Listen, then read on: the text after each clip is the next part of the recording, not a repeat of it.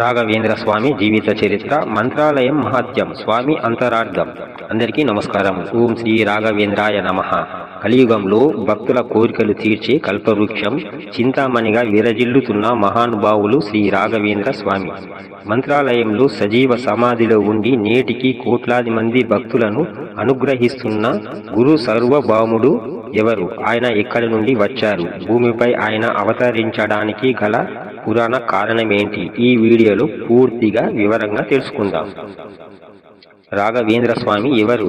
రాఘవేంద్ర స్వామి కేవలం ఒక మతాచార్యులు మాత్రమే కాదు, ఆయన సాక్షాత్తు విష్ణు భక్తుడైన ప్రహ్లాదుడి అవతారం. పురాణాల ప్రకారం ఆయన 4 యుగాలలో 4 రూపాల్లో జన్మించారు.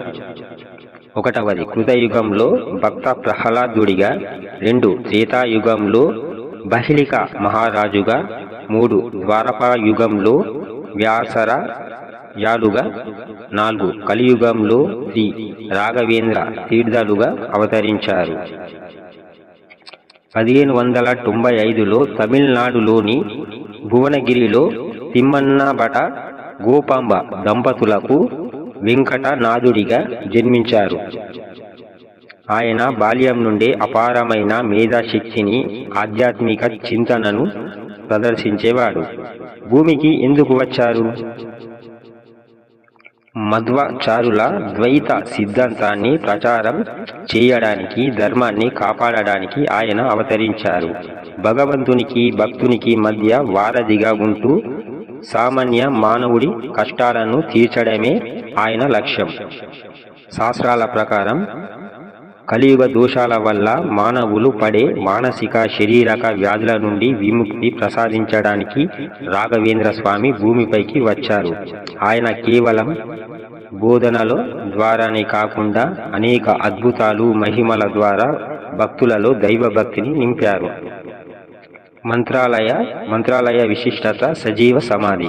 1171వ సంవత్సరంలో శ్రావణ బహుళ ద్వితీయ నాడు స్వామివారు తుంగభద్ర నది తీరాన ఉన్న మంత్రాలయంలో సజీవంగా బృందావన ప్రవేశం చేశారు.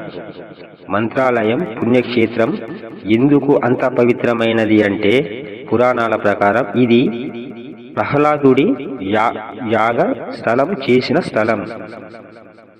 తాను 700 సంవత్సరాల పాటు ఈ బృందావనంలో సజీవంగా ఉంటానని, ఆయన నమ్ముకున్న భక్తుల కష్టాలను తీరుస్తానని ఆయన స్వయంగా చెప్పారు. అందుకే నేటికి కుల మతాలకు అతీతంగా దేశ విదేశాల నుండి భక్తులు మంత్రాలయానికి తరలి వస్తుంటారు.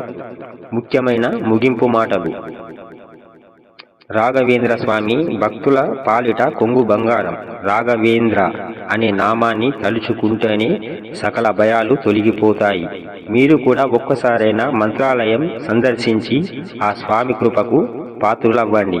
ఈ వీడియో మీకు నచ్చినట్లయితే లైక్ చేయండి, షేర్ చేయండి. మరియు మరిన్ని దైవభక్తి, ఆధ్యాత్మిక విషయాల కోసం మా ఛానల్ని సబ్స్క్రైబ్ చేసుకోండి. ఓం శ్రీ రాఘవేంద్రాయ నమః.